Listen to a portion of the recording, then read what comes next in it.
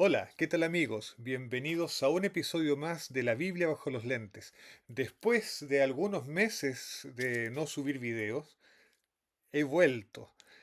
Y hoy día con un tema que los va a hacer flipar. Es extraordinario. Pero sin más dilación, vayamos al texto. Los quiero invitar a que estudiemos un texto que se encuentra en el libro de Génesis, de hecho en la porción semanal de la Torá que se lee esta semana, la Parashá Lej Lejá. Lej Lejá significa vete para ti, anda para ti. ¿Eh? Es la invitación que Dios le hace a Abraham de salir de su ciudad para ir a Canaán. Pero en fin, nos vamos a concentrar en el capítulo 14 de Génesis a partir del versículo 18. Este es el encuentro con Melquisedec. A ver, hagamos un poco de contexto. Abraham y su sobrino Lot vivían en Canaán. Pero resulta que los dos se habían enriquecido mucho, así es que no pueden seguir viviendo juntos, no hay suficiente espacio para el ganado que poseen ambos. Así es que para evitar peleas, deciden separarse y Lot se va a vivir a Sodoma, mientras que Abraham se va hacia las montañas. Pero hay una guerra. Cuatro reyes de Mesopotamia, tienen una guerra con cinco reyes de Canaán. Y los reyes de Canaán pierden la guerra. Los reyes de Mesopotamia hacen de las suyas en la región, capturan un botín de guerra tremendo, toman prisioneros y entre el botín de guerra y los prisioneros está Lot, su familia y todas sus riquezas. Y se los llevan. Alguien que escapó de esta situación le avisa a Abraham y Abraham va con sus hombres y algunos aliados que él tiene en Canaán y derrotan a los cuatro reyes, toman de vuelta todo lo que ellos habían capturado y regresan a Canaán. Y en ese regreso es cuando Abraham se encuentra con Melquisedec, el rey de Salem. Entonces el versículo 18 va a comenzar a comentar esta, o a contarnos, va a comenzar a relatarnos este encuentro. Entonces vamos al capítulo 14 de Génesis, versículo 18 en adelante, que dice así, leo la Biblia de las Américas. Entonces Melquisedec, rey de Salem, sacó pan y vino. Él era sacerdote del Dios Altísimo. Y vamos a parar por aquí, porque aquí vamos a hacer una aclaración histórica. Dios Altísimo en hebreo es El Elión. Y El Elión en realidad es un dios del panteón cananeo. De hecho, era el dios supremo del panteón cananeo. Y probablemente este Melquisedec era sacerdote de ese dios cananeo. Eso va a tener algunos detalles. Hay muchísimos videos de eso en YouTube. No voy a entrar en detalles de esto, pero voy a hacer notar algunos hechos relevantes. Verso 19. Y lo bendijo, o sea, Melquisedec bendijo a Abraham, diciendo, bendito sea Abraham del Dios Altísimo, creador del cielo y de la tierra, y bendito sea el Dios Altísimo que entregó a tus enemigos en tu mano, y le dio el diezmo de todo. Y aquí vamos a parar porque vamos a comenzar a discutir. Primero, en el versículo 19, el Dios Altísimo es identificado con el creador del cielo y la tierra. Es decir, es identificado con el Dios de la Biblia, con el mismo Dios de Abraham. Y esto es lo que va a hacer el texto. Va a identificar el Elión, que era el Dios supremo del panteón cananeo, lo va a identificar con el Dios de la Biblia. Y de hecho, no, el texto de la Torá, el texto de la Biblia, ni siquiera va a hacer referencia al panteón cananeo, no se va a importar, va a suponer siempre que es un nombre nuevo, el Elión, para el único Dios verdadero, el Dios de Abraham. Ok, y vamos a terminar la discusión por ahí, por aquí. Lo que hace, lo vamos a resaltar después, pero el punto es que el texto bíblico unifica al Dios de Abraham con el Elión. Dicho sea de paso, Israel originalmente adoraba al Dios El. De hecho, el nombre Israel tiene el nombre del Dios El al final de su nombre. Israel, Israel. Ese Él es el Dios El. Punto. Ok, entonces se identifica en el texto a este Dios, Él, como el Dios de Abraham y como el Dios de Israel, el único Dios verdadero. Y vamos a dejar esto por aquí. Pero el versículo 20 es sumamente interesante porque vean lo que dice. Y bendito sea el Dios altísimo que entregó a tus enemigos en tu mano y le dio el diezmo de todo. Y si ustedes están viendo el texto que tengo en mi pantalla, ustedes habrán notado que me salté el nombre Abraham. ¿Por qué? Porque el nombre Abraham, de hecho, está entre corchetes, entre paréntesis cuadrados, porque no está en el texto hebreo. El texto hebreo dice solamente, y le dio el diezmo de todo. Ahora bien, ¿por qué la traducción que estoy leyendo y probablemente la Reina Valera también lo haga? Vamos a ver aquí la Reina Valera 1960. La Reina Valera dice, y le dio a Abraham los diezmos de todo. ¿Por qué dice eso la Reina Valera? Porque normalmente se interpreta, se entiende que fue Abraham el que le dio el diezmo de todo a Melquisedec. Pero eso no es lo que dice el texto necesariamente. El texto lo que dice es, y le dio el diezmo de todo. El sujeto está implícito y tenemos que interpretar cuál es ese sujeto. Ok. Las Biblias cristianas en realidad van a suponer siempre que el que da el diezmo es Abraham, porque esa es la interpretación que adopta el libro de Hebreos. Vamos a mostrar aquí en Hebreos capítulo 7, versículo 6, dice, pero aquel cuya genealogía no viene de ellos, recibió el diezmo de Abraham y bendijo al que tenía las promesas. El libro de Hebreos, en el capítulo 7, versículo 6, va a interpretar, va a entender que el que entrega el diezmo es Abraham. Pero no es eso lo que necesariamente quiere decir el texto bíblico, el texto en hebreo. De hecho, esta interpretación provoca muchísimos problemas y les voy a tratar de explicar cuáles son esos problemas. Primero, el texto dice, y le dio el diezmo de todo. ¿Qué significa eso? De todo. Bueno, de todo. Pero si era Abraham el que dio el diezmo, ¿cuál es ese todo del cual dio el diezmo? Bueno, del botín de guerra que él trajo después de haber derrotado a los 4 reyes mesopotámicos. Pero sucede que el botín de guerra que traía Abraham incluía, tal vez no en su totalidad, pero ciertamente una buena parte, incluía lo que él había rescatado y que pertenecía realmente a los reyes cananeos.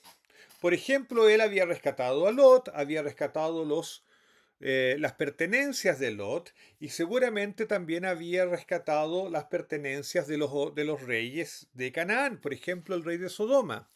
Tanto es que en el versículo 21, el versículo siguiente, el rey de Sodoma le va a decir a Abraham, dame las personas y toma para ti los bienes.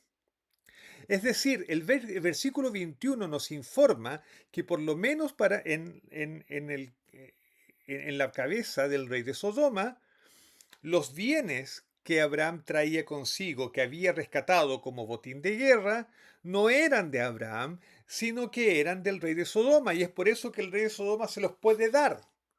Toma para ti los bienes. ¿Me siguen? Entonces ahora surge la pregunta. Si lo que Abraham trae, los bienes que Abraham trae de la guerra, no son de él, sino que son las cosas que rescató y que le pertenecen, por ejemplo, a Lot y al rey de Sodoma, ¿cómo es que Abraham podría entregar el diezmo de aquello que no le pertenece? Voy a tratar de dar un ejemplo. Vamos a dar un ejemplo.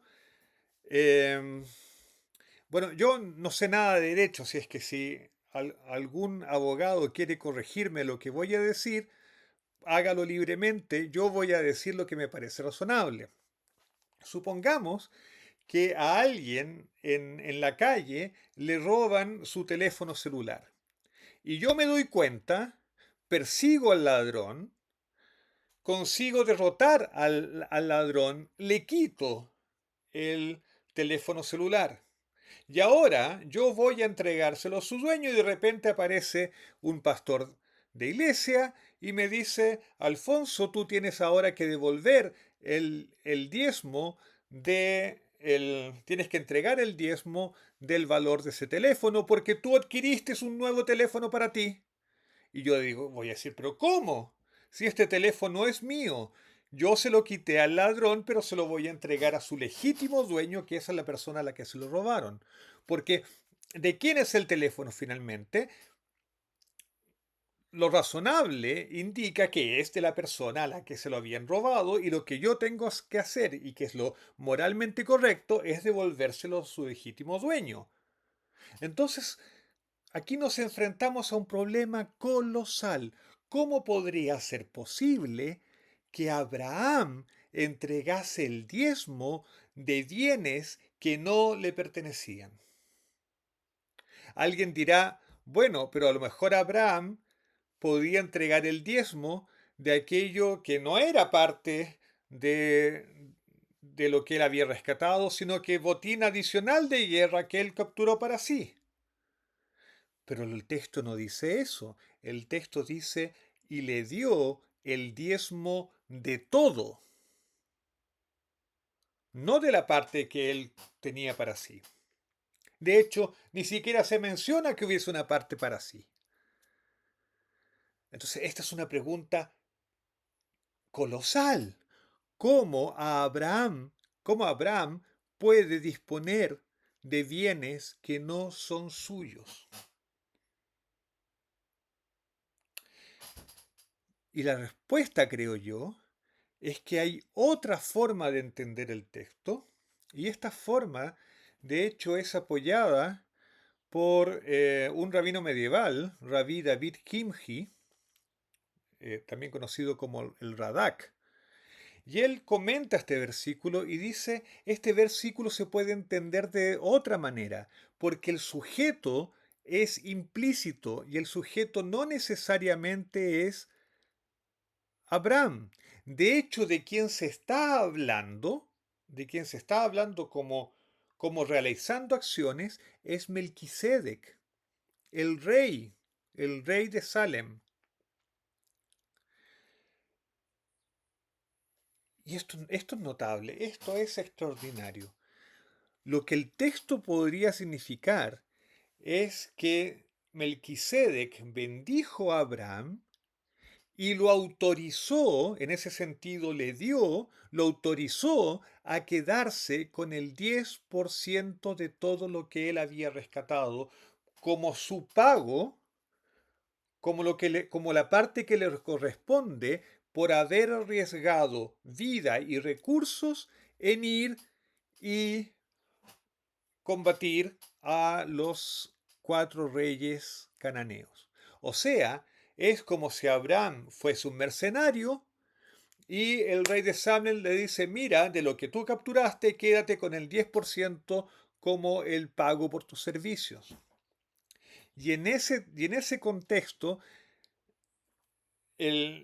toda la historia tiene mucho mayor sentido, porque el rey de Sodoma dice en el versículo 21, el rey de Sodoma dijo a Abraham, dame las personas y toma para ti los bienes. O sea, el rey de Salem te da el 10%, yo te doy todos los bienes.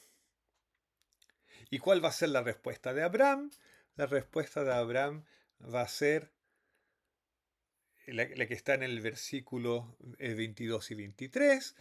Y Abraham dijo al rey de Sodoma, he jurado al Señor, Dios altísimo, creador del cielo y de la tierra, que no tomaré ni un hilo, ni una correa de zapato, ni ninguna cosa tuya, para que no digas yo enriquecí a Abraham. Y fíjense lo que dice Abraham, dice, ni ninguna cosa tuya. Es decir, Abraham reconoce que todo lo que él trae no es de él, sino que es del rey de Sodoma. ¡Bravo! Demostración completada. Abraham no podía dar el diezmo de lo que él traía porque no era de él. Él mismo reconoce que es del rey de Sodoma. Fantástico, extraordinario. Otro detalle, volviendo a un tema que ya discutimos, en el versículo 22, Abraham dice, he jurado al Señor, ese Señor está con puras letras mayúsculas, en el texto hebreo está el nombre de Dios, el tetragrama, el nombre inefable de Dios, y luego está yuxtapuesto Dios altísimo, el Elión. Entonces, este versículo una vez más unifica el Elión con Jehová, digamos, como se traduce, como se translitera malamente en castellano. ¿Ok? Perfecto, pero volvamos al texto. Entonces, la primera conclusión a la que llegamos es que probablemente no fue Abraham el que entregó el diezmo a Melquisedec, porque no podía hacerlo, porque lo que él traía no era de él, sino que fue al revés. Melquisedec, el que le dijo a Abraham, tú puedes tomar el diezmo, el 10% de todo lo que traes, porque es la parte que te corresponde por haber arriesgado tu vida y tus recursos en ir a combatir a los 4 reyes cananeos. Esa es la primera conclusión.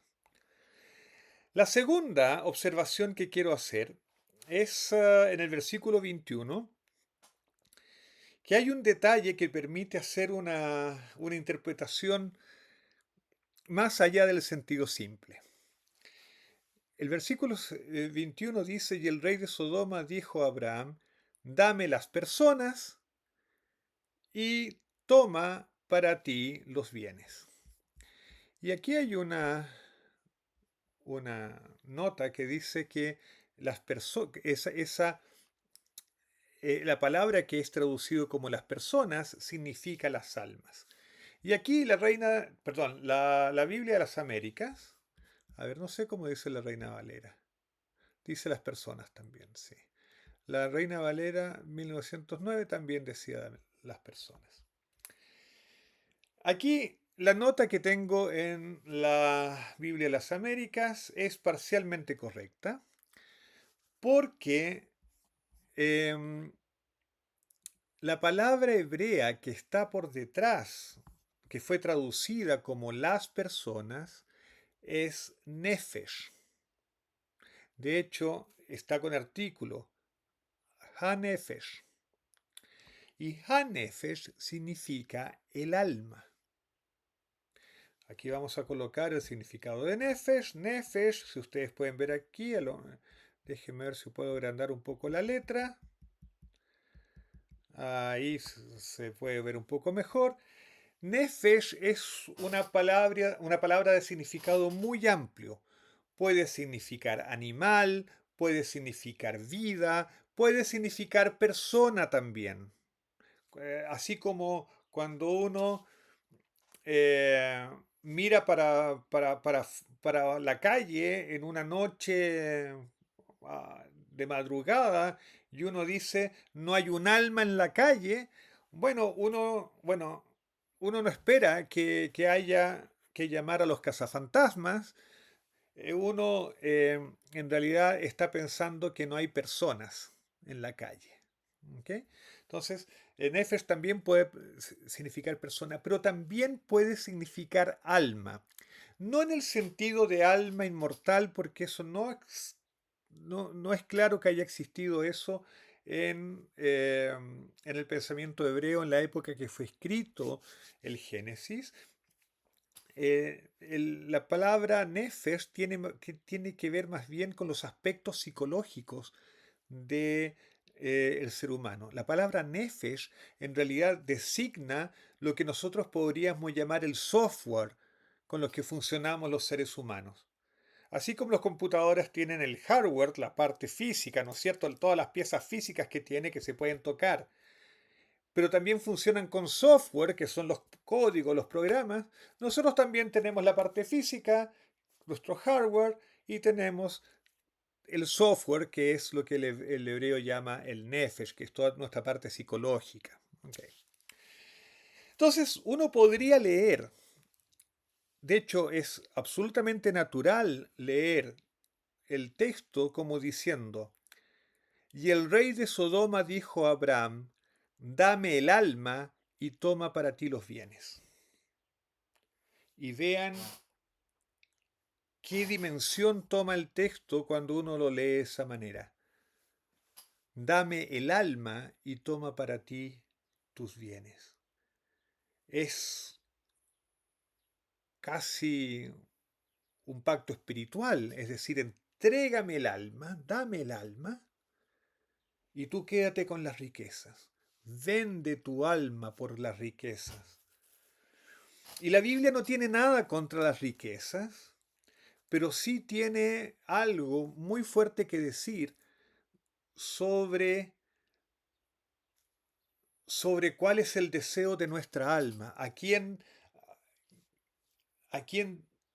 debe estar dirigido el deseo del alma.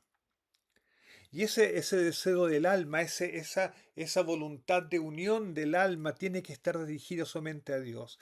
En Deuteronomios capítulo 6, versículo 5, eh, eh, va a des- se va a decir, llamarás al Señor tu Dios con todo tu corazón, con toda tu alma. El alma tiene que estar dirigida a Dios, nuestra alma tiene que pertenecerle a Dios. De hecho, la palabra alma que se usa en Deuteronomio 6.5 es exactamente la misma que la que se usa acá, nefesh. Tienes que amar a Dios con todo tu nefesh, con toda tu alma, con todos tus aspectos psicológicos también. Pero el rey de Sodoma, en esta interpretación que va un poco más allá del significado simple, le dice a Abraham, dame tu nefesh, dame tu afecto, dame aquello que tienes que darle a Dios. Me lo das a mí y yo te doy las riquezas y te hago rico, y tú disfrutas de todo lo que hay de este mundo, pero tú me entregas tu alma. Y Abraham le responde algo que ya leímos, le responde lo que está en el versículo 22 y 23, que ahora cobran un significado mucho más intenso. He jurado al Señor, Dios altísimo, al Creador del cielo y de la tierra, que no tomaré nada que sea cosa tuya, para que no digas yo enriquecí a Abraham, porque mi fidelidad está exclusivamente dirigida al Señor, al Dios Altísimo, al Creador del cielo y de la tierra, y no voy a vender mi alma, no voy a entregar mi alma por baratijas, por correas de zapatos, ni ninguna cosa que sea tuya.